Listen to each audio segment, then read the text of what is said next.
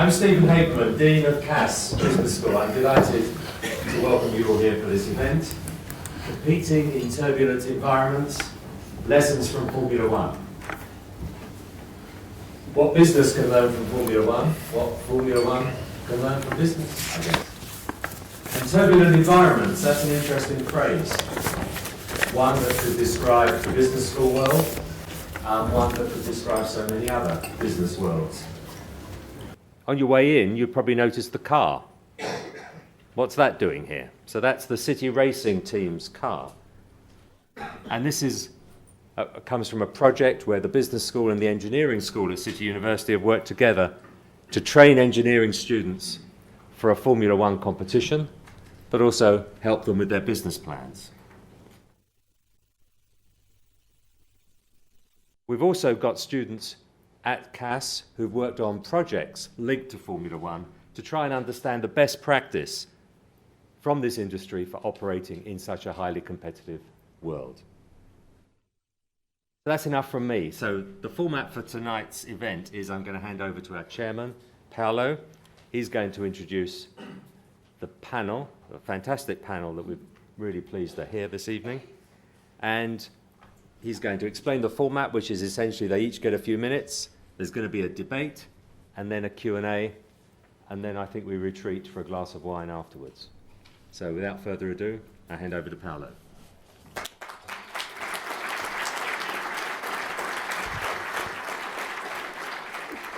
Well, thank you very much to our Dean. My name is Paolo Aversa. I'm Marie Curie Fellow of Strategy here at CAS. And I'm one of those crazy people who follow Formula One since he was 5. And, this is why I'm very excited tonight for what we're going to discuss and for the people that we have here. So, competing in turbulent environment, lesson from Formula One. The main goal of this event tonight is basically to understand what business leaders outside Formula One can learn from Formula One. And maybe Formula One can learn something from the best business leaders outside the pit lane. I'm not going to talk about this topic. I think we have 6 super experts about the field and about the topic. And I will briefly introduce them, although I must say these people need no presentations because they're very well known. Well, starting from right to left, James Allen worked as press officer at Brabham in the 90s. And now is renowned journalist, F1 commentators, and works for BBC and Financial Times. If you read the special reports on Formula One, most of those articles are written by James. Gary Anderson, he covered several technical roles in Formula One at Brabham, McLaren, Jaguar, Stewart, and Jordan, where he was actually technical director. And until last year, he was the senior technical analyst for BBC. So he was the guy who was explaining to the people who are not so technical what's going on in Formula One. To said that he won't be in the BBC team this year. He's going to be greatly missed, I guess. Amada Goodall is from CAS. She's senior lecturer at CAS and a leading scholar in the theme of managerial leadership. And she has extensively published on the topic, and she has recently developed a study based on Formula One that explains the reason for successful leadership. And this study has had already great international visibility.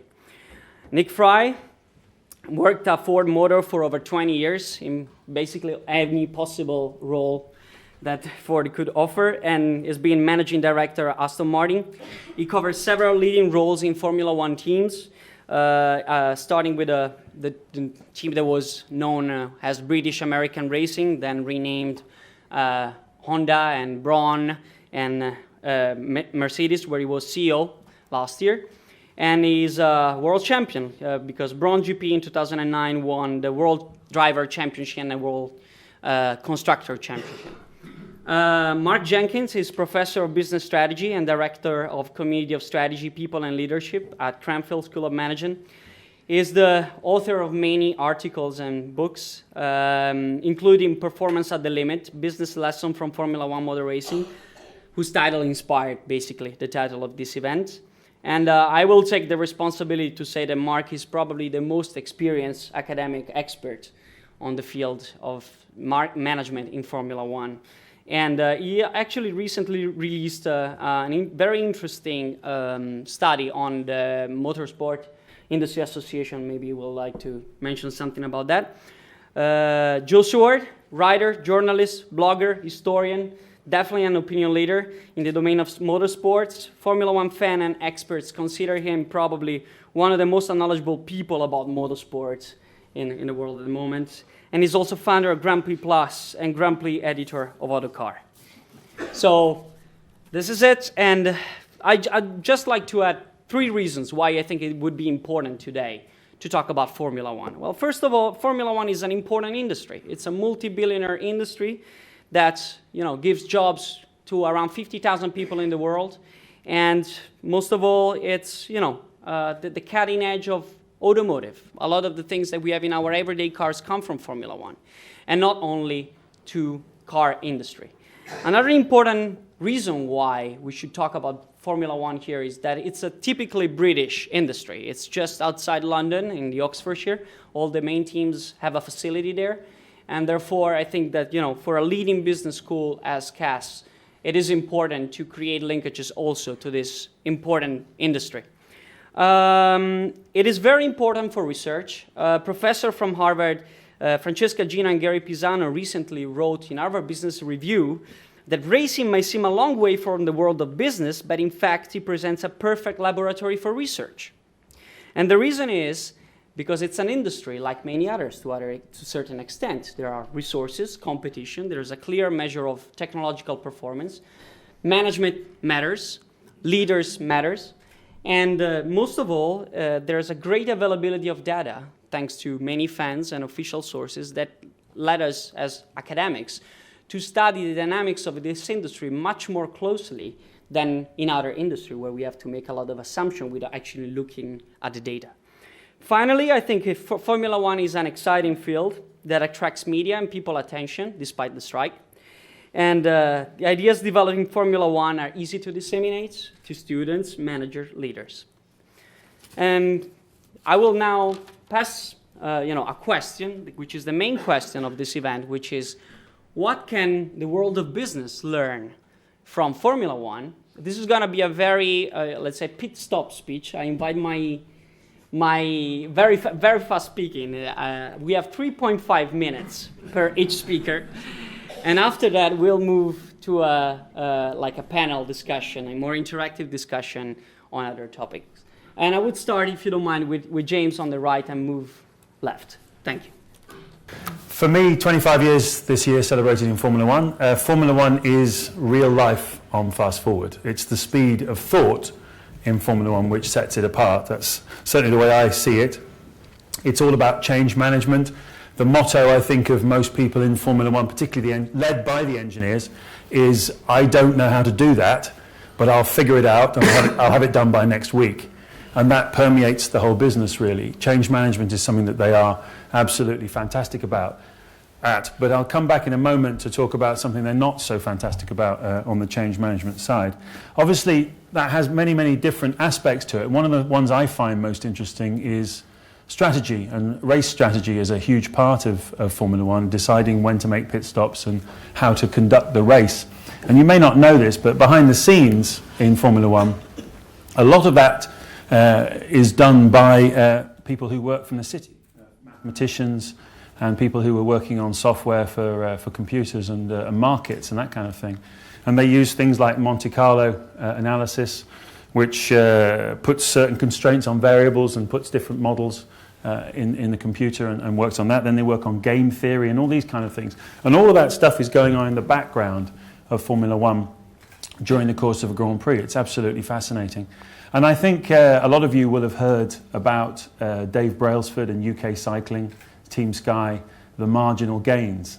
If I can take 100 grams of weight out of the frame of the bicycle, if I can make my rider 2% better hydrated, add up all the marginal gains together and you get a big gain. And actually that came from Formula One, that mentality. That was why Michael Schumacher, Ross Brawn, Rory Byrne, Jean Todt and Ferrari won everything in the early 2000s, because they set the tone of marginal gains, always leaving no stone unturned in trying to trying to pursue excellence, trying to find something good. So there are many things that businesses can learn, I think, from Formula One in terms of the way that it copes and the speed with which it thinks.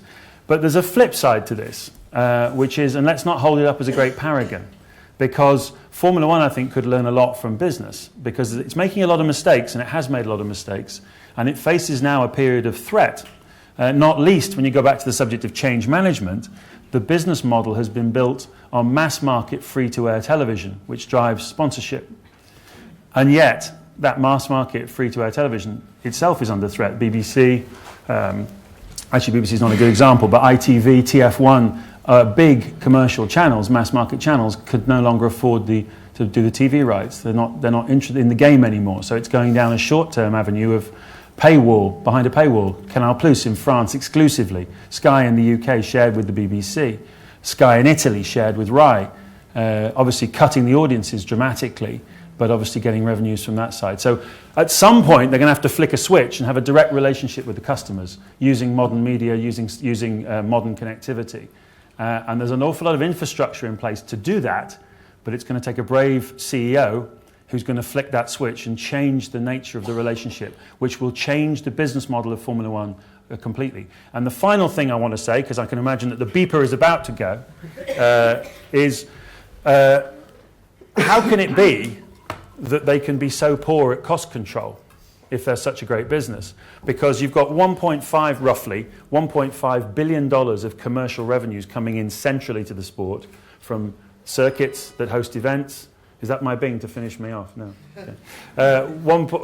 From circuits, hosting fees, from rights fees, and from commercial central sponsorship. In addition to which, you've got the Mercedes and the McLarens and the Vodafones and all the rest of this world spending about another $1.5 billion a year to go racing.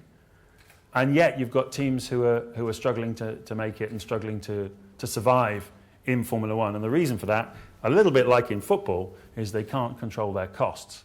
And they really need to get on top of that. And I think Nick, obviously, is an expert on that, having been a CEO of 4 different Formula One teams in his career. He knows all there is to know about controlling costs. So, yes, there's a lot that business can learn from Formula One, but I think we're at a time where Formula One could learn a lot from business. Thank you.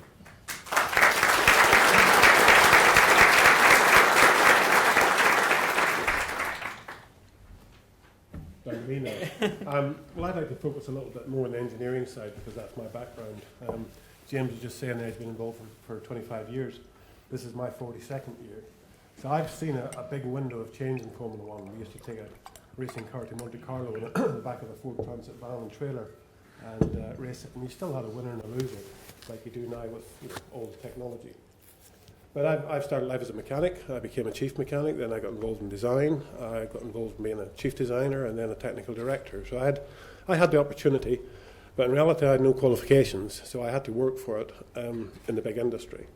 And I think what I'd like to say is that motor racing is about going around in circles. Racing driver goes around in circles all day long. And what he does is he gets to the end of one lap and he looks at his lap time and he tries to improve it the next lap. And it's the same with a car. You have your product, you start it, you end up at a race meeting, it gives you X performance, and you try to do better for the next race, and so on through the season. And every year is the same. You have a car, you design a new car, you start testing it in January, you start racing it in March, by June or something you've realised the inherent problems, and you start that circle again. So everything goes round and round in circles in motorsport in my book. Even to the extent of this year we've got a new set of regulations. These regulations that we've had now have been around for 5 years, I believe it is. And that's that circle again. So you have to be reactive. You have to realise your problems. You have to not be embarrassed about accepting your problems. React to them, find solutions. Whether that is just driving the car through that chicane, I didn't do a very good job. I need to do it better next time. Whether it's designing the front wing or the rear wing or whatever part of the car. And I think industry needs to learn a little bit about being reactive. And an example of that, I was invited to go to Singapore in 2 weeks' time for a design study on a new shampoo bottle. Now, it's a company that's involved in Formula One. But they're going to have this design study all the way to Singapore. There's going to be a bunch of guys arrive there. And that new shampoo bottle is going to be released in 2018. That's 4 years from now for a shampoo bottle. Formula One, you know, it has to react so quickly. Regulations change, and you have to find solutions. You know, James was saying there about the Ferrari during the early 2000s. I mean, they found the best solutions. Nick might go into saying that some of those solutions might not have just been in the rule book. So you're looking at the grey areas as well. So you have to find those grey areas that might move you forward, and you have to take risks. But from my point of view, motor racing, the only way you'll stay at the top is to be reactive, realise your problem, fix it, and move forward constantly. And the team that doesn't goes backwards, and the team that does go forwards. The team that just puts on blinkers basically stands still. So there you go. That's my 3.5 minutes, I think.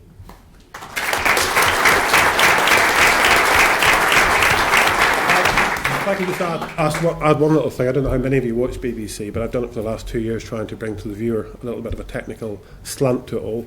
But the BBC has decided the viewer doesn't like that technical slant. And I think they're wrong, but why would the BBC listen to the people? Sorry. I know the BBC are wrong because we've done market research with both Honda and Mercedes on several occasions, and actually throughout the world it's very, very evident that Formula One fans and a lot of people are desperately interested in the technology. So write or tweet, or because I support Gary completely. It's been very interesting sitting here. This is sort of Formula One reactivity, watching the speaker's notes, because it's always good to have a few visual props, and apologies to Amanda in advance because she doesn't know I'm about to do this, but it was interesting on our talking I'm not a watching the talking notes. Amanda's notes are beautiful. She has typed them nicely. They have highlights. This is what I would have done when I was at Ford Motor Company. This is big company. Oh, what a bitch. These are my notes. There are 5 lines. I wrote them just before I left today. Not very beautiful at all, but at least I did them before I got here. You may have noticed whilst the Dean was talking, James was writing his notes actually as the presentation was going on. So, you know, if you want a difference, you know, I think you can see it there. Having worked, if you like, on both sides of the fence and done some brilliant jobs with Ford, such as running Aston Martin, and also some pretty crappy ones like the body plant at Dagenham, assembly plant at Dagenham, and places like that. I think I can compare and contrast reasonably well. I think you really have to sort of have a bit of a health warning to start with, because big companies do some things extremely well. I mean, companies like Ford are exceptional at what they do. Ford could not design a Formula One car, but on the other hand, Formula One teams with 500 people or 600 people couldn't design a Ford Fiesta. They are designed for totally different things. So I think when you look at different businesses, you really have to put your thinking caps on and work out, you know, what you can learn from each of them. And I think you can learn something from every different company, but you know, you will not be able to apply it exactly. And what you can do with 500 or 600 people is very difficult to do if you've got 100,000 people, or even 2,000 people. So you really have to be careful about looking at each case study. However, I think there are some things which Formula One teams generally do very well, and that's not just the top teams. Even to get on the grid, as Gary knows, at the back of the grid, they're doing a very good job. I think the first one is very clear objectives, and in Formula One it's relatively easy because the performance of the car is clearly, you know, the main metric, and doing it within the budget that you have available to you is really a secondary metric. But after that, it's everything else is very much subsidiary. And you know, I sat there in Ford on numerous occasions, you know, doing aligned objectives and doing matrices to show that the vice president of purchasing had objectives which are very similar to the vice president of product development. But in reality, the incentive structure and the way the company is structured leads to people actually doing slightly different things. And I think that big companies, in terms of simplifying their businesses and communicating, very, very clear objectives which are completely compatible, could do generally, in my experience, a better job. The second one, which in terms of priority, I would put at the top, and if there's only one thing that you take away tonight, at least from me, you have to have the best people. And I think it's the same in every single business. You will not succeed in Formula One without the best people. You can have as much money as you like, you can have as much technology as you like, but you need to get the best people. And certainly when I arrived in Formula One, I didn't realise that.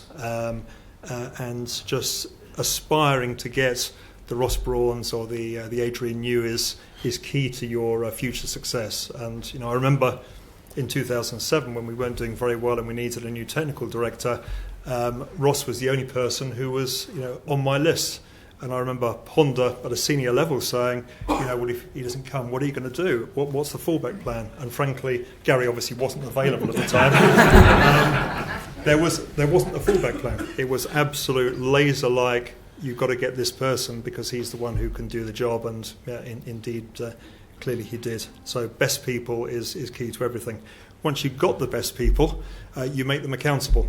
And you let them do the job. You don't burden them with bureaucracy. You don't ask them to do anything other. You don't look over their shoulder the whole time. Clearly, you keep an eye on what they're doing. You're there, available if they need help.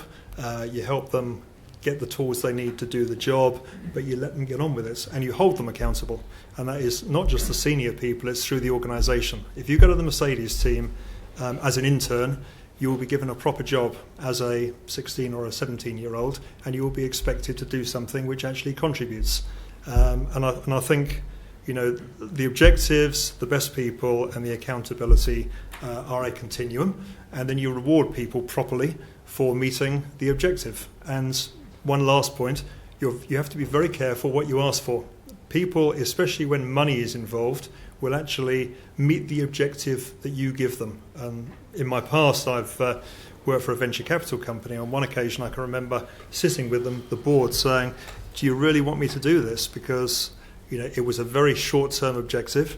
It was very heavily incentivized. And moral though one might be, when there's a lot of money involved, people do those things, assuming it's legal and moral and all the other things. So I think setting the objective is very, very important, because generally you'll get what you ask for.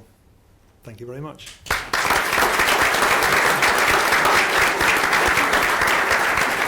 Apologies to Amanda before she hits me. This wasn't my notes. This is who I'm inviting to my dinner party next week. But you're definitely on I'm not on the list. So I am not like my colleagues up here. I have not been involved in Formula One. I'm a researcher. I try and look at the relationship between leadership and organisational performance, which it turns out is a very difficult thing to do.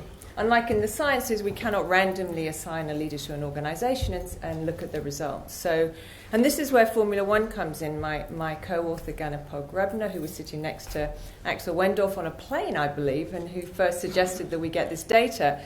In Formula One, we can look at the history of the whole industry, we can look at every leader in the industry, and we can look at outputs, organisational outputs, which is often very difficult in business. There aren't clear outputs.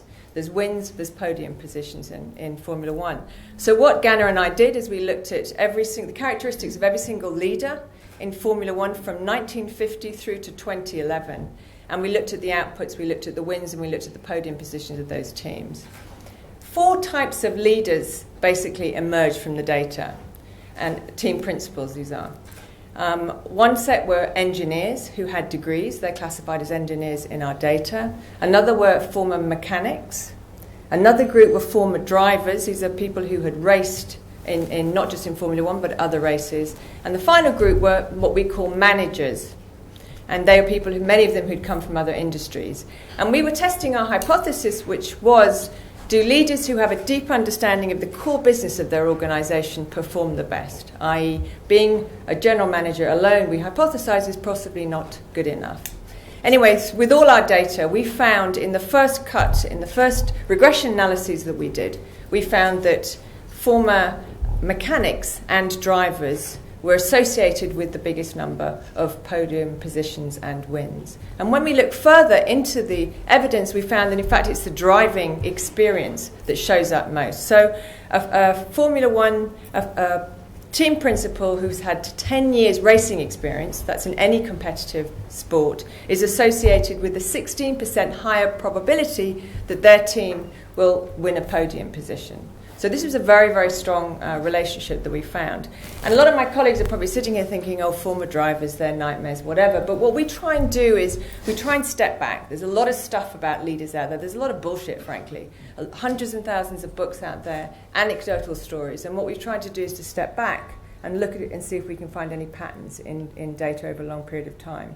So this is longitudinal data, obviously, and it may, I'm sure some of my colleagues here will find it surprising. I'm going to leave it there. Thank you.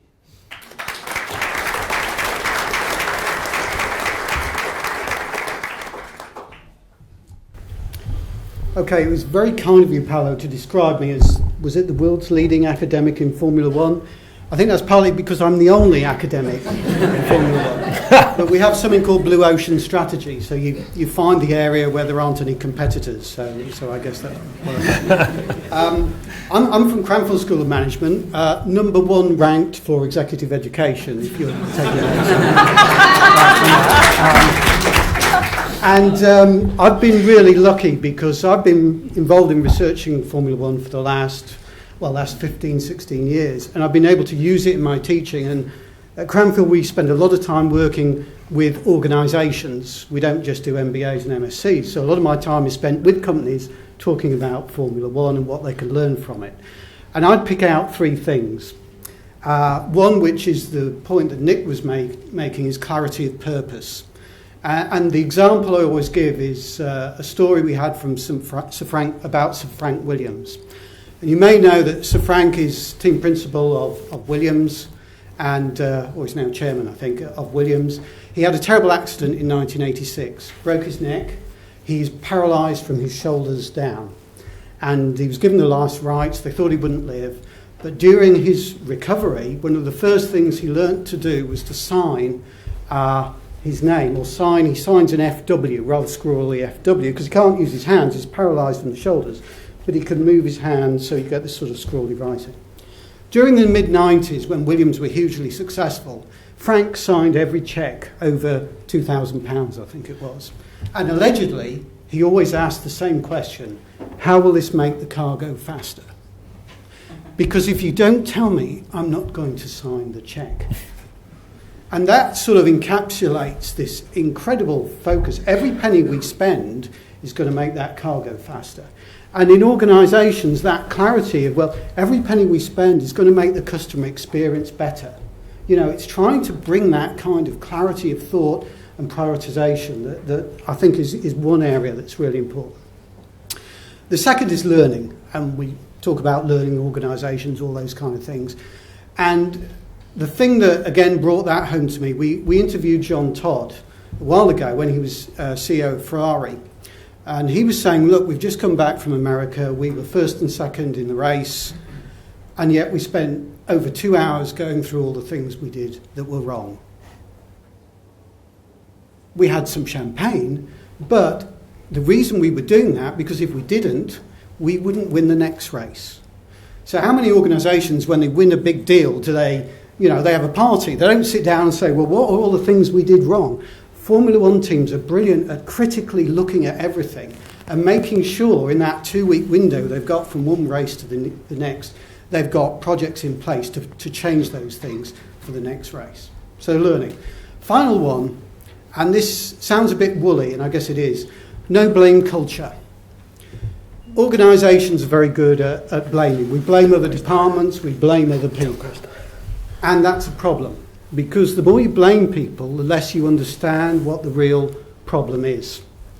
And another example from Williams, this comes from Dickie Stanford, who's the team manager, still is the team manager with Williams. And he gave the example of 1991.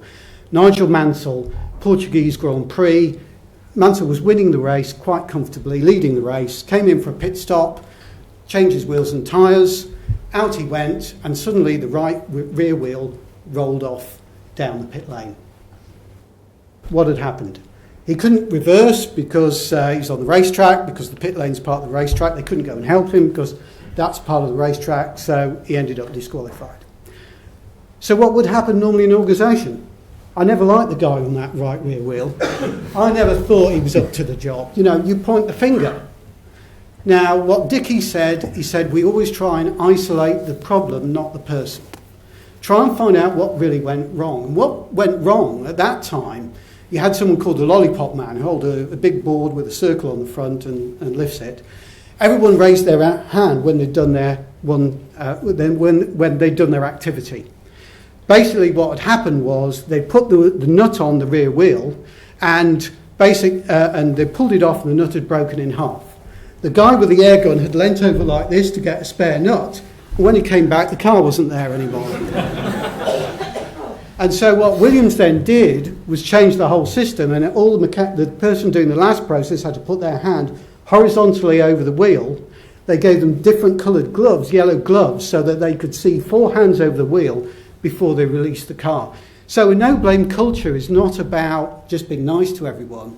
It's feeling you can trust yourself to own up to making a mistake, so we can all find out what actually really went wrong, so we can put it right and move forward. Thank you.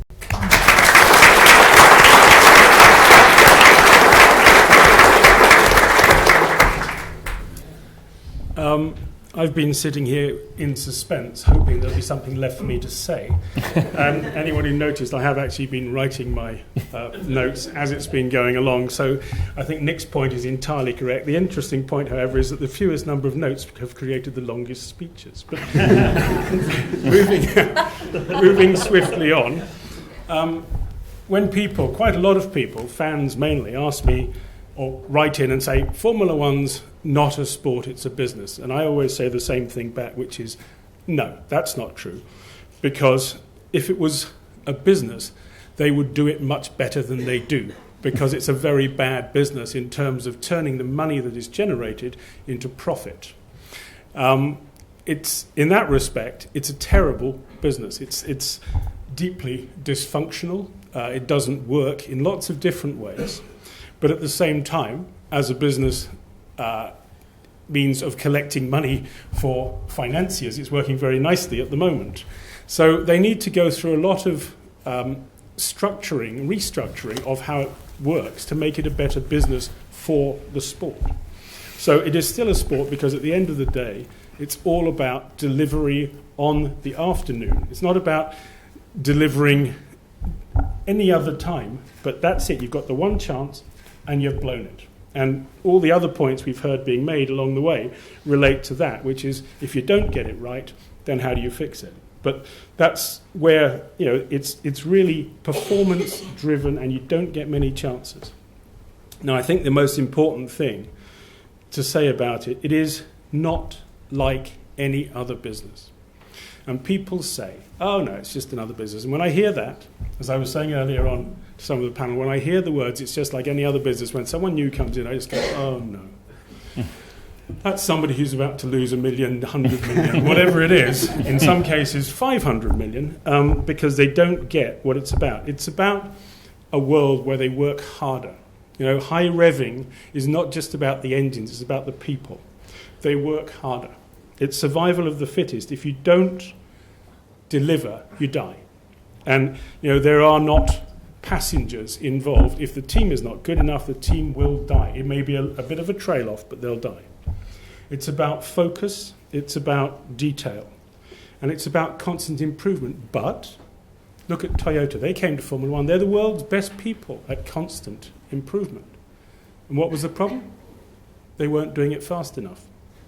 In the car industry it works, but in Formula One they couldn't keep up. Ford Motor Company, they came along with Jaguar, and they managed to mess it up completely by changing the management every 10 minutes. It was just an extraordinary example of how not to do it. And yet, these are incredibly successful companies. I think the other thing to say is that I was mentioning the dysfunctionality of Formula One. This is where there's lots and lots of things that can be done for the future where Formula One can improve. But to be a little bit more positive, Formula One has been developing in recent years fantastic businesses on the back of the technology being developed. I think if you look at McLaren Applied Technologies and Williams Applied Technologies, or whatever it's called, it's got a name similar, They are taking the ideas that Formula One creates and using them to make other businesses. So McLaren, just a brief examples, they made some carbon composite seats for the army, which saves people's lives. They have air traffic control software that they've developed from pit stops, which means that airports can work at 30 to 40% more efficiency. And they have business structure softwares, which I don't understand, but people seem to be willing to give them money for what they know, which is quite extraordinary. And in the Williams case, there is the flywheels, and that is the ultimate hybrid technology, and that goes not just into cars. We've seen it's already won Le Mans, it's been in Porsche, and now it's being used in power generation and in buses and trams. It's amazing. So there's money that can be made. And remember also, and this is my final point, everyone thinks that Ferrari is all about road cars. It's not. Ferrari road car company was started to pay for racing. Enzo Ferrari didn't give a monkeys about road cars. Don't forget that, because that's actually a very key point. It's about the racing mentality. That's what was important to him.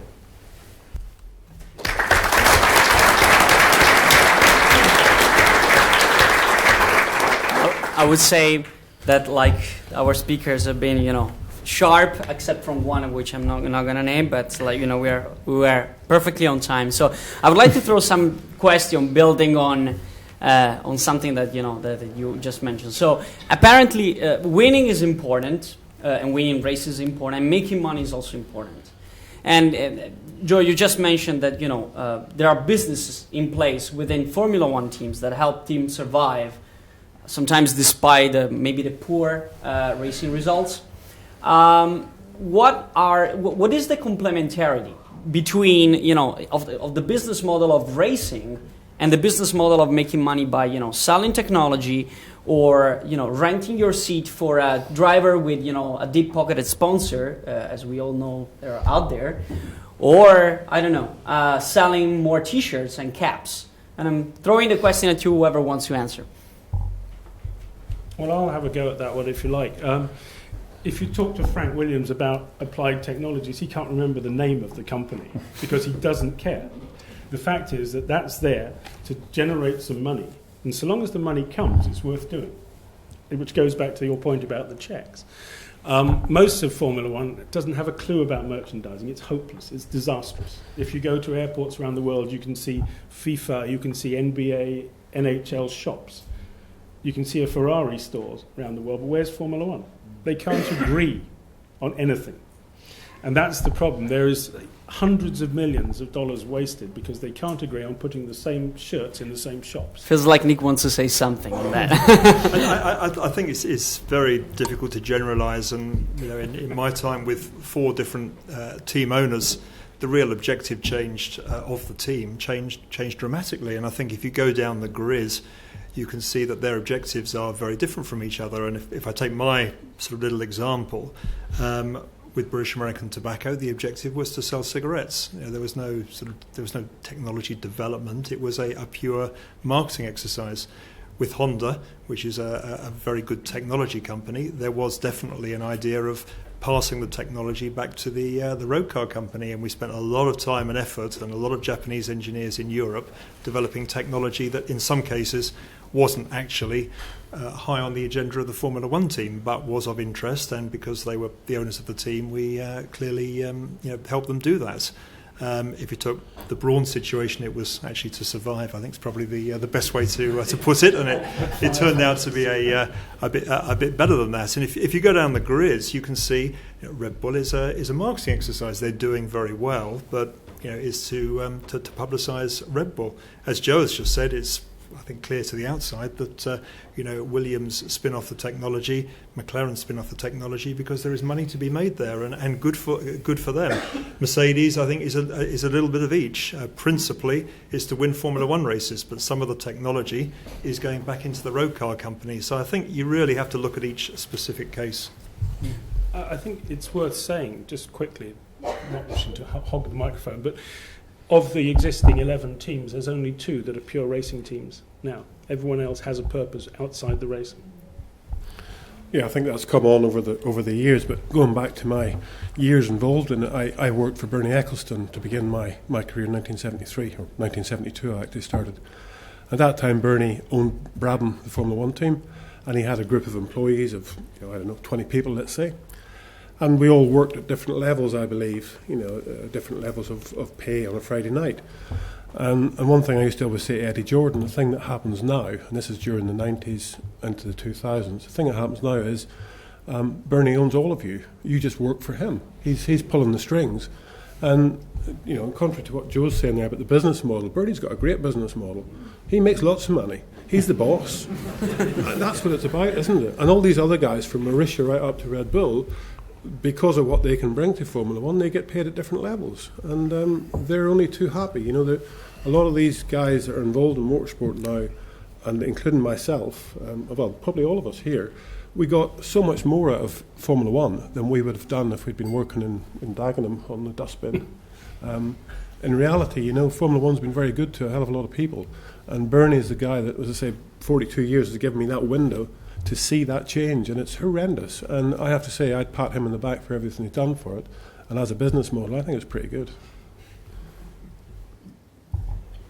There are lots of business models in the Formula One globe. You're absolutely right. Yeah. I mean, if you are CVC Capital Partners, you love Bernie. Oh yeah, you love Bernie big yeah, time yeah. because he's delivered for you. Yeah.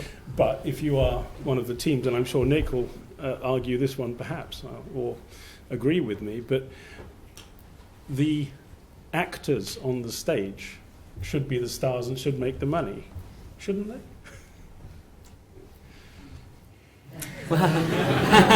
That's a good question. I mean, it looks like the presence of Bernie Ecclestone somehow influences heavily the way companies have to think about money and what are the income and so on. So I mean, we are probably in the first time since Formula One exists in which we can possibly maybe imagine that Bernie Ecclestone will be out of the equation. If we don't know yet, but there is something going on. So I wanted to ask to James and also to the other panelists, Amanda and Mark, what do you think would happen if Bernie was out of the game? Poor, I like the way you chuck that one to me. Where are his microphones? Well, first of all, Gary's right, in what he in what he says about Bernie, and obviously the way he's built the business up. It's interesting that obviously he sold it to a German media company in the late 1990s after he tried to do a bond issue. And I think he had a bit of a health scare at the time, and I think he was thinking about the future from a family point of view and trusts and all the rest of it and things like that. But it's interesting because that will, I think, when the history of the sport is written, be viewed as a real turning point moment, because at that point he had control of the sport. Previously it had been the teams together who had the control of the sport, which he was the sort of shop steward of. But then he had control of the sport, he sold it, he took the benefit from it, and various different companies who owned that equity successively went bust, which led to a situation where a bunch of banks owned it, which led to the situation that we all read about currently in the papers, and which is the subject of a number of court cases. And that may or may not, lead to some problems for him, which may or may not lead to him not being around much in the future. Who knows? I wouldn't put anything past him, and I'm quite sure he'll still be running Formula One by the end of this year. But the answer to your question is that in that process, the thing I think is a great shame is that the sport lost the buy-in of the teams in terms of having some form of equity stake in the business. I think it would have been great, and it still would be great if it could be achieved, for the teams to have a stake in the game, and maybe that is something for the future, because I think you have a more stable sport when the participants, and let's face it, there aren't that many of them, and they do a good job when they have some skin in the game, if you like, from an equity point of view. And as to what would happen after Bernie, I mean, there are various different characters around. Justin King has resigned as CEO of Sainsbury's recently. He's a huge Formula One fan, or motor racing fan. His son competes. He may or may not fancy a role in the future.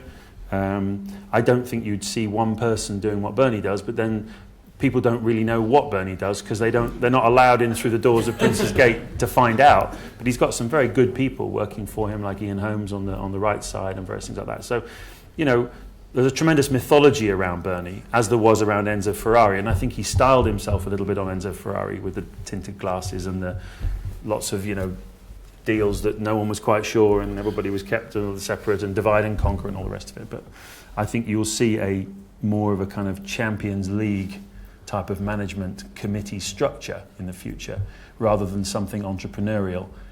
That wouldn't work for a Formula One team for the reasons that Joe was talking about. Toyota completely missed the target because they applied corporate principles to trying to run a race team. And I'd add BMW to that as well.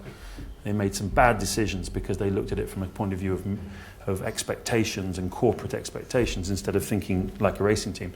And final note on that, which is Mercedes, post Nick, which was a great episode, incidentally, when Nick was running it. But now what they've done is they've said, okay, we're not going to make the mistakes of BMW and Toyota. We're going to run this on an entrepreneurial model mixed with a corporate model. So yes, we're Mercedes. Yes, it's a three-pointed star. Yes, it's a Silver Arrows car. And if we win, we'll take the glory.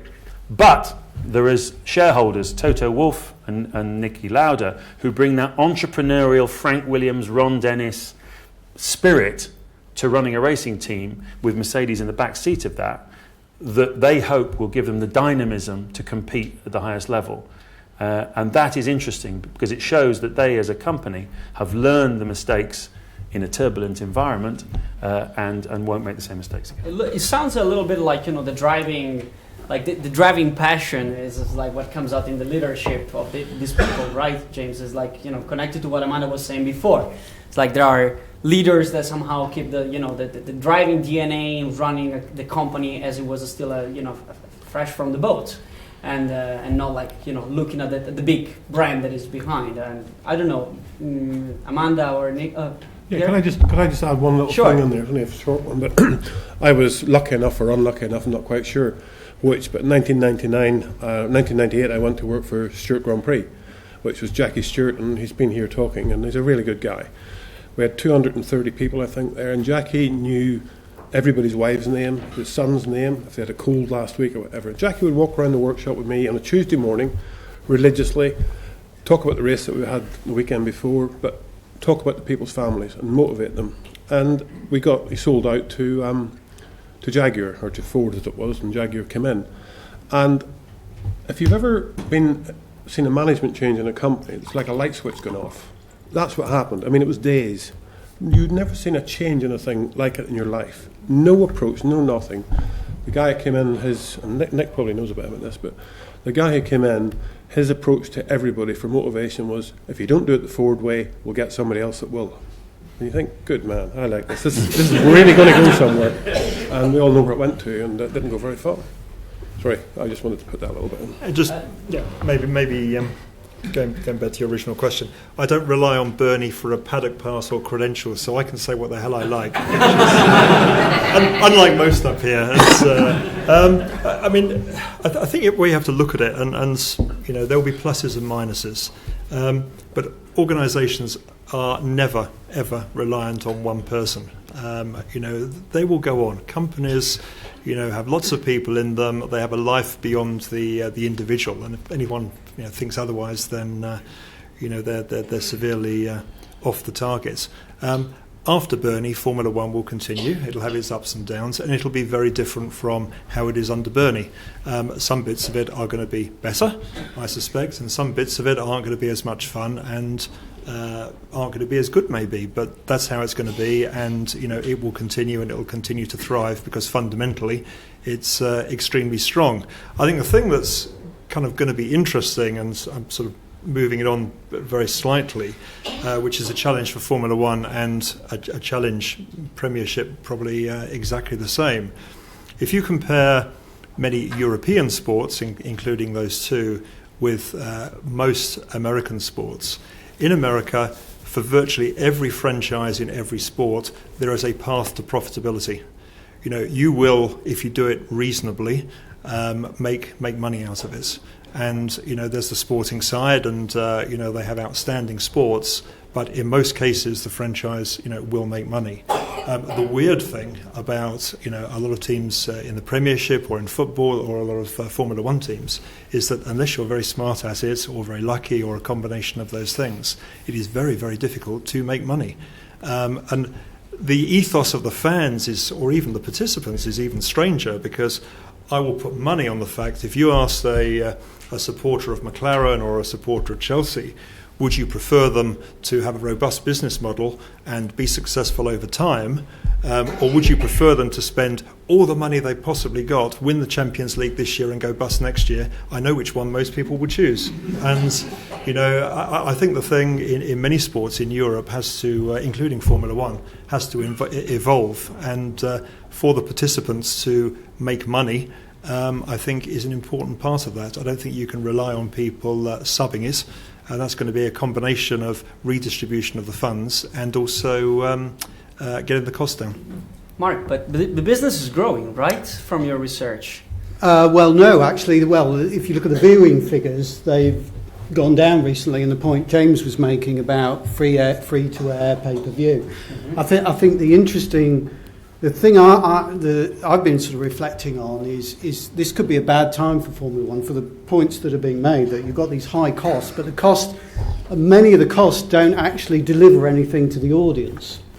And there's something called Formula E starting later this year. I think the first one's going to be in Beijing. There's going to be a race in London in June 2015.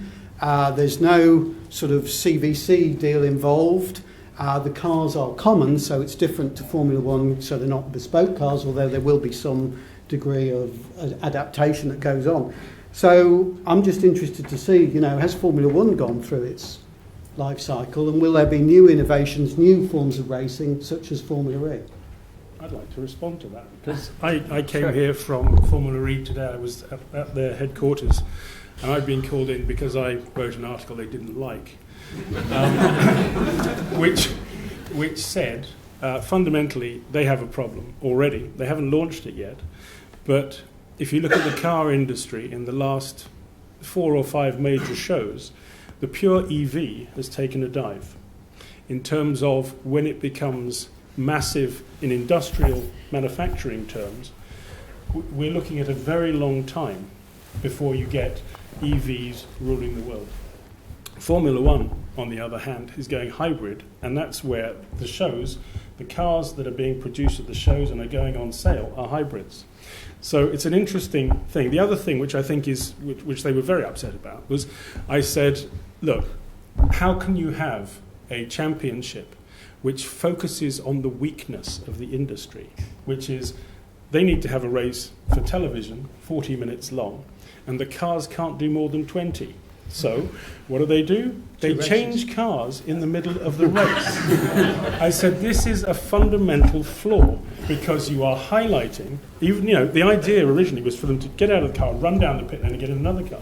And I said, yes, it's good for the kids, but it's actually putting a spotlight going, we can't do the whole distance. Anyway, Mr. Agag, who runs it, was very smooth. But we'll have to see whether or not that's how it turns out. But Formula E is not going to challenge, in my opinion, won't challenge Formula One in the mid to long term. The question is whether it can survive long term. Can I just, I'm sure James wants to come now, but can I just add one little thing in there? Formula One is becoming a hybrid formula. I mean, to the degree, really call it a hybrid formula for this year, I think, for the first time. At a huge cost to the engine manufacturers who wanted this change, but also a huge cost to the teams to basically pay for their engines. Now I went to the rest test last week, and I stood down there, whenever everybody got running a bit, I stood down there by the hairpin and watched these cars going past, and I thought, if I was a viewer watching this on BBC, Sky or whatever TV channel, would I see anything about this new change? And the answer is absolutely zero. The noise is near enough. TV, you don't really hear the out-and-out noise. The noise of the turbo engine is actually quite nice. It's a deeper noise. You don't need earmuffs now, but it's a noisy enough formula. But as a viewer on TV, you will see zero difference for I don't know how many £1 million it's cost. So I think you have to look at reality and see what again, you were looking at the TV figures. I don't know, worldwide figures are going down. And you have to say, if you haven't got a problem, don't fix it, you know. And that's the problem we've got. They've fixed a problem and created a massive problem, both financially for all the teams and for every engine manufacturer. Because the last thing they need is a hybrid formula that basically doesn't work for them. And that's what they could be getting very, very soon. Can I just...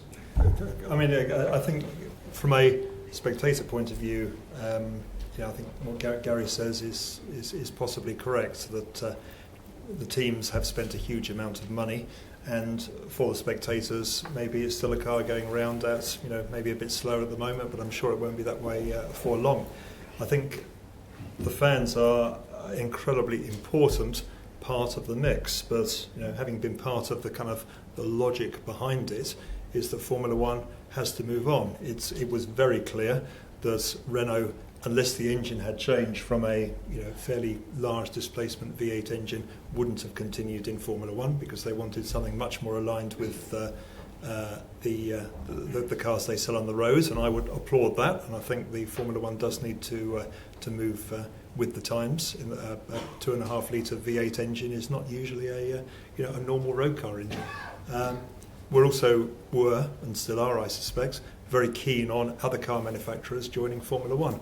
And although that is a very difficult thing to do to get them interested, it was judged that with a 1.6 turbocharged engine, we were more likely to get others to be involved in Formula One. Now, Gary is undoubtedly right. It's going to go through a very expensive, painful stage, but it can't stay where it is. It's not just an entertainment formula.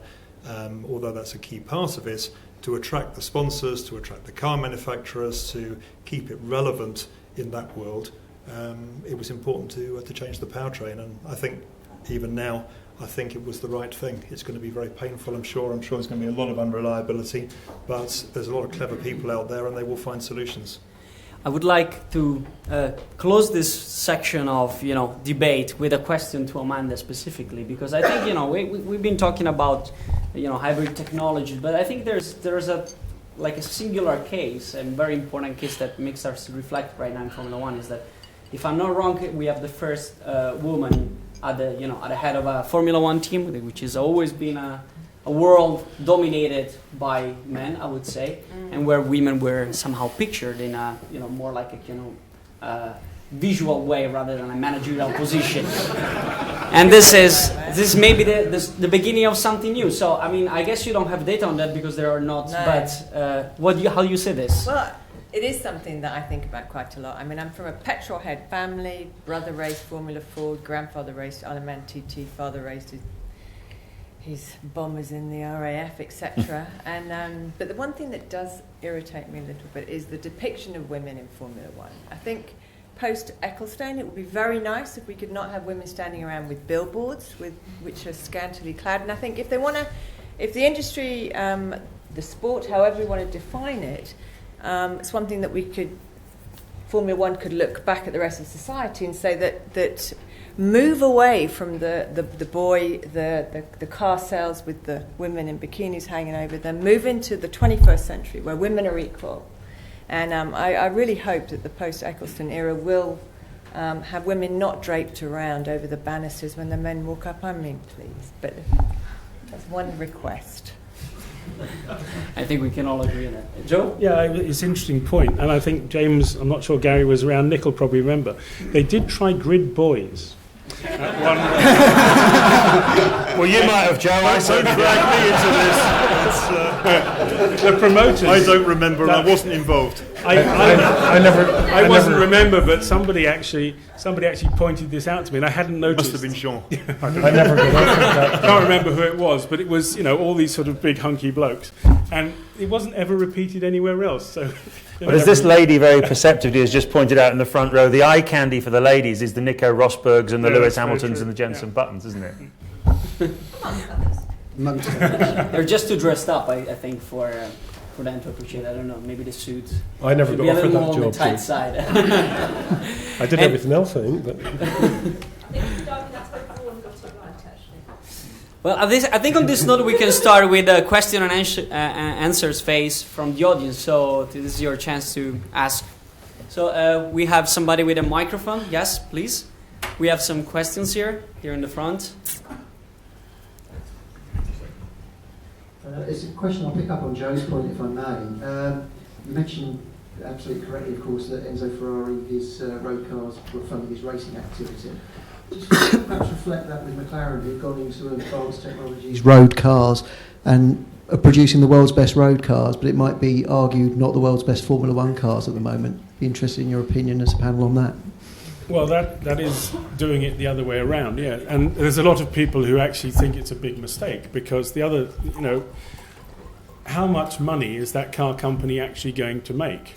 Right now, it's they're smiling and saying all the right things, but it's quite tense in the financials of the McLaren automotive, because there's a huge amount of investment, and you've got to sell cars, lots of cars, to make that kind of money back.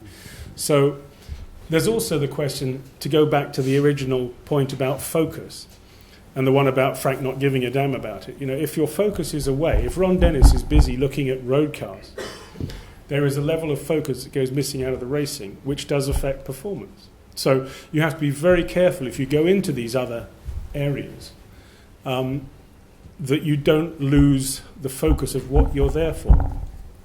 And there's lots of examples of that all through Formula One, of people who come in there, spend loads of money, but don't focus on it because they're busy doing something else. Can I just make a point on that as well, which is all the whole question of brand? Because what McLaren's trying to do is build a brand which is built on excellence, precision, innovation, technology. And what they're trying to be, in a very Ron Dennis kind of way, is the British Ferrari. Although he would never admit that, that's what he's trying to do. Ferrari has managed to cross that boundary that Apple have crossed, which is where you go from having a product that people respect and admire to a product that people actually love. And McLaren can't say that. And until they cross that line, then they'll always be playing catch-up. As a business, as Joe said, it's loaded up with quite a lot of issues. What I find interesting is that not many Formula One teams have really got hold of the concept that they are a brand in front of 300-400 million viewers week in, week out. Look at all these people here, more people than the Chancellor in Exchequer's talk, because you all like Formula One, you're interested in what we've got to say, well, maybe some of the other people have got to say, and you buy into it. And Joe and I have got millions of followers on websites, and there's just people just all over the place, about Formula One. And yet, Tony Fernandez is trying to build up Caterham as a small volume car maker using Formula One as a brand, but no one's really going for it on the brand front. Red Bull have turned it around completely and just basically made Red Bull synonymous. It's not an energy drink anymore. It's speed, isn't it? It's just in all its shapes. It's chance, not like speed. Well, actually, although those who've drunk it say it has a similar effect. But you can turn that around, James, as well. Look at Lotus. You have a team completely unrelated to the Lotus brand. Well, how does that work? Only in Formula One. Only in Formula One. Do you know what the media value to Lotus of their sponsorship, of their screen time last year was? Because they measure these things, yeah? And you can measure how much media value, the equivalent of what it would have cost them to buy adverts to get that much exposure in front of them. Have a guess how much it was for Lotus. $350 million US. And yet they're not actually even involved in the car. It's a badge of convenience for the owner of the team, because he can't think of anything else to call his team. Well, I went to Lopez, Gerard Lopez, and I said, Gerard, what are you doing? Why are you doing this? It doesn't make any sense. Find another brand. And he said, well, it does make sense, because if you're called Lotus, it opens doors in companies that wouldn't get opened if it was called Team whatever. Because everyone's heard of Lotus. They don't know it's not related. I would move on to get some other questions. The microphone is traveling probably. So I just wanted to make the point that quite a few people have made actually on the panel tonight about process, but actually versus gut instinct. Because Nick, coming from a corporate background and seeing process-driven things, and then Gary last year saying, oh, I think that Q2 lap time that you need is a 138.7, and I was always imagining McLaren's technical centre having hundreds of boffins working this out, and Gary's just sitting there on a piece of paper, and 9 times out of 10 you were spot on, weren't you? I mean, it was 9.5. Well, it was extraordinary to see that it's gut instinct, and you would make strategy calls, and I've seen Martin Brundle do it when he was working for the BBC as well, make strategy calls that make complete sense, and you are looking at the same race as these huge numbers of strategists and computer simulations and everything else. Where do you get the business process? I mean, Nick said you need the right people, and you can't really apply process, which is people are unpluggable. I mean, Frank Williams said the classic one about a light bulb. Drivers are light bulbs, and you can just unscrew it and screw a new one in. But it is about the people. It's a bit of a long question. Yeah, sorry. It's about the people versus process. Sorry, You said it, Sam. Sort of two quick points. One is, my belief is that when running something like a Formula One team, 95% of what goes on needs to happen automatically, and that's process. So you can't, and strategy is the same. The guys on the pit wall, and I'll come back to how Gary knows and Martin Brundle knows in a second. That's a slightly different thing. It is pre-planned. They will have evaluated hundreds, if not thousands, of different strategies. They're not making it up on the hoof. They know roughly what is going to happen, and the inspiration is the last 5%. Ross did not sit on the pit wall making it up. It's had weeks and weeks of work. The reason people like Gary and Martin Brundle know what's going to happen is they go around the teams beforehand, ask them what they're going to do, and a bit of inspiration. That is actually wrong, Nick. I have to say that. That's one of the things that, we used to actually visit a McLaren, I think we're not supposed Sunday to say, morning. a McLaren representative and a Williams representative before the race. That was the only time we ever got involved in it. If you've ever seen two teams that are doing the same race with such disparity in the strategy plan, you wouldn't believe it. So that's McLaren and Williams going into the same race. They're doing completely two different races. So I have my own opinion. I've been around it a long time, contrary to what Nick thinks. When I was on the pit wall, and there's the Pratt perch as they call it, if I wanted to know if it was raining, I'd put my hand out, and I'd usually feel it. I wouldn't have to call Woking or what it was with you guys to Brackley. And again, the same deal with the wind or whatever's happening, or the lap time you need to achieve in those sessions, or the strategy with the tyres. Ross was a great strategist with Ferrari, with Michael Schumacher. If you told Michael Schumacher, Michael, the next 15 laps have to be all qualifying laps, Michael would buy into that. Very few drivers could ever do that. So suddenly people could become very good at their job because they got somebody like Michael Schumacher turning the steering wheel. A few occasions last year, Mercedes were dismal at making strategy calls, and still Ross Brawn sitting in the pit wall. So that situation didn't work for them. They were using the rear tyres too aggressively, and because of that, they were making the wrong calls. So unless you feel it in the gut, unless you're there, I wouldn't expect 20, 30, 40 people sitting in command centre like this here in Woking for McLaren. I don't think they've got it in the gut. All they've got is numbers in front of them. If you believe the numbers, fine. But I stick my hand out from underneath the Pratt perch, and if it gets wet, it's normally raining. Can I make a point there? Which Quickly, because brings in something that Nick said earlier on about having the right people. If you look at the year that Brawn Grand Prix won the championship, and you look at the pit stops, those cars were coming out just in front of the person they had to, absolutely perfectly, weren't they? Every time. Why was that? Because of the people. And the people who were there last year weren't the people who were there in 2009. No, it's different. Can we... Next question. Connecting Formula One directly with the outside world, some years ago, McLaren helped Great Ormond Street, using its pit stop technology, to organise the movement of patients from the operating room to the recovery room, which had been rather chaotic, which was why they called in McLaren. And McLaren reorganised it to an extent where it was done absolutely with precision. Everybody knew what they were doing, no questions, no shouting, no nothing. Have you heard of any more examples of that direct transfer? Actually, Birmingham's Children's Hospital, actually McLaren have been working with them in terms of real data. So the minute a child goes into an ambulance, the data's being streamed immediately to the hospital, so they're already doing a diagnosis before they arrive. So this real-time data technology is something that they've been... I'm going away from the medical thing, but the refueling of helicopters, military helicopters, used Formula One pit stop technology because these things were taking a lot of time. And I can't remember which team, or if it was an FIA thing, but they used that kind of instant action and organisation to make sure the turnaround time was much better. The Heart Hospital in Birmingham is interesting because they use a repurposed electronic control unit from the Formula One car. So the thing that the brain of a Formula One car is called the ECU, the electronic control unit, and that stops people from doing things like traction control and cheating basically electronically. And that's made by McLaren Electronics for all teams via the FIA who regulate it. And a repurposed version of that is what's working in Birmingham Heart Hospital. And it's that which is coupled into the child. And so basically what's running a Formula One car is work. And I think that's an extremely cool story, I have to say. I think it's if Formula One could tell a lot more stories like that, then yes, it's nice to be more road relevant with the technology, but those kind of stories I think are ones that really resonate.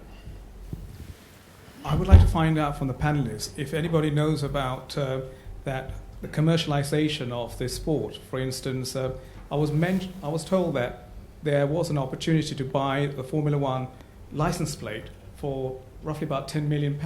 Is that true, or does anybody know about this type of commercialization, which is not actually in their so-called prospectus, but in the commercial world? I haven't heard about the F1 number plate, but it wouldn't surprise me. There are some very rich people out there who will spend money. They sold it. Okay. Sorry? Essex Council, I think, owned it. One Said the man from Essex Council.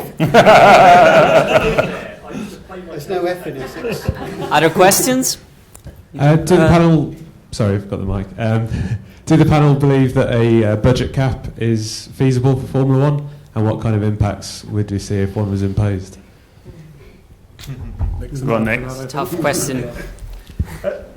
The problem, I mean, I think it is it's important that Formula One reduces its costs. People ask, is Formula One sustainable? I think the answer is probably yes, because there's a lot of money in the world and Formula One is very glamorous, and probably it will continue to attract people who are prepared to spend a lot of money on it, just as people are prepared to spend a lot of money on Chelsea Football Club or Manchester City or what have you. So I think the question is, it's sustainable? Probably yes, without a budget cap. Is it in the best interest of the sport to operate in such a way? I would say no, even though as Mercedes and the teams I've run, we've benefited hugely from that. And as someone said earlier, it's a bizarre situation, but the top teams, notably Ferrari, do get a much higher percentage of the money than the back guys. But I have to say, without wittering on, I was at the back, and you've got to find a way of getting to the front, and a lot of that is on the business side of it, which it maybe isn't quite so glam. That's my 3 pence. Do you want to carry on, Joe? You posed for. I think it is, because a lot of Formula One team principals meetings, and I'm sure that Nick will agree to this, they say stuff without really knowing what they're talking about. They don't really know about forensic accounting, and they don't know what accountants can do. But they say, it's impossible to do that because they think it is impossible to do that. When you actually go and talk to one of these accountants from the heavy-hitting accountancy firms, they say, it's entirely possible to do that. Yeah, the problem is, that a budget cap, the budget cap was written, and the rules were written by some incredibly good accountants and finance directors of Formula One teams, etc.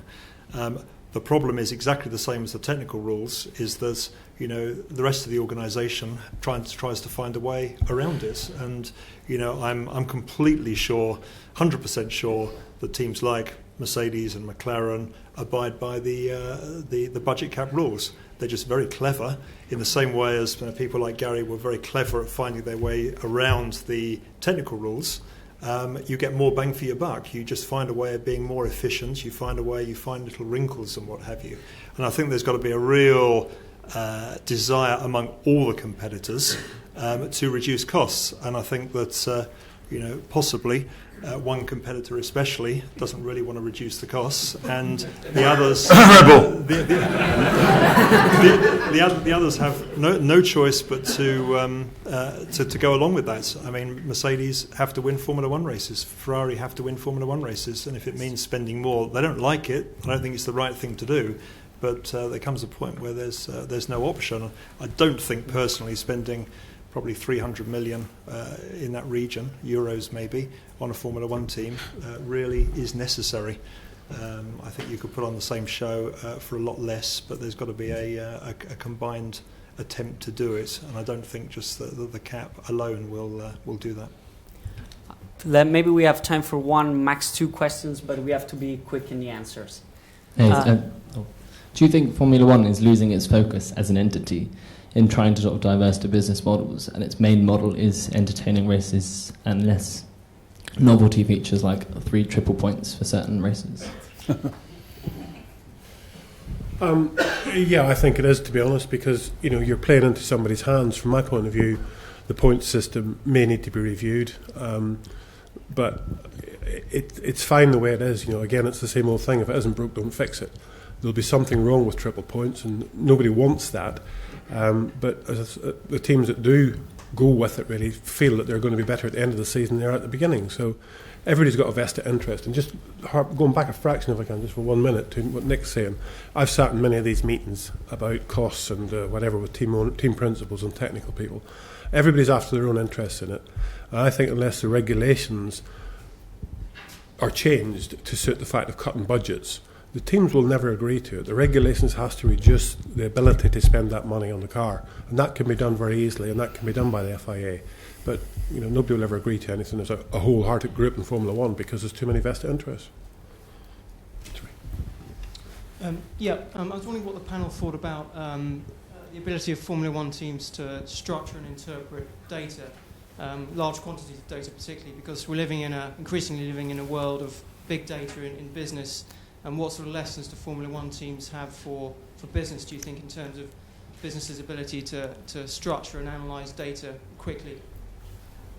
I mean, that's one of the biggest things in Formula One, is being able to get that data, meaningful data, look at it and come up with a solution to the problem. But I think what you have to look a little bit further down the road, the cars are not data driven. There's a human element in that car, and he needs to be satisfied. His needs need to be met to be able to use his talents. All the teams employ the best people, that includes the driver. The driver with the most talent should be the one that wins. And you will never actually look at the data and in reality come up with a solution that makes him happy. You'll be able to come up with a solution that probably gets you the best out of that package that you've got. In other words, you can put the car into its correct ride heights and the balance front to rear, all that stuff. And if you have that in the data, that's fine. If the driver goes out and says, I can't drive this car, well, what do you do next? You have to still let the driver lead what he needs to give him the confidence to find that extra time. And it is the driver that will find you that. Give him a comfortable car to drive and let him get on with his job, because he'll bring you more lap time than a lot of other things. Well, I think on this note we can close the event, at least for the panel part. We will go ahead with some networking drinks, but before moving there, I would like to thank some of the people who made this event possible. Well, first of all, thanks to our wonderful panelists. I mean,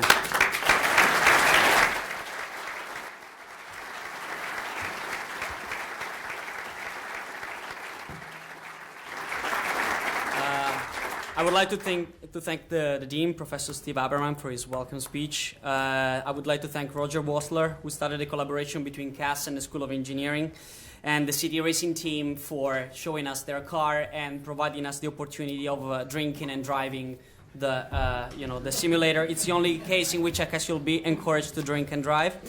Our sponsors, the European Union through the Marie Curie Fellowship, who sponsor research on Formula One at CAS.